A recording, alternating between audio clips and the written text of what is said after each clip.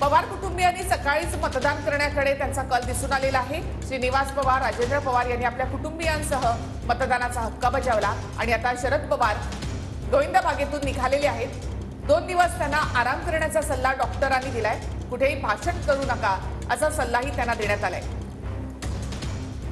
तर बारामती, हातकणंगले, कोल्हापूर, रायगड, लातूर, सातारा, सोलापूर, माढा, सांगली या ठिकाणी म्हणजे 11 ठिकाणी आता सध्या मतदान सुरू आहे। तिसऱ्या टप्प्याचं सकाळी 7 वाजता मतदानाला सुरुवात झालेली आहे। जास्तीत जास्त लोकांनी मतदानासाठी बाहेर पडावं असं आवाहन केलं जात आहे। या 11 हाय व्होल्टेज अशा या जागांवर अटीतटीची लढत खरं तर होत आहे। दिग्गज या निवडणुकीच्या रिंगणामध्ये उतरलेले आहेत। तसंच शरद पवार, अजित पवार, नारायण राणे यांची प्रतिष्ठा या ठिकाणी पडायला लागलेली आहे। स्वतः अजित पवारांनी काटेवाडी या ठिकाणी आपलं मतदान केलेलं आहे। तर पवार कुटुंबियांनी देखील आपला बारामतीमध्ये मतदानाचा हक्क बजावलेला आहे।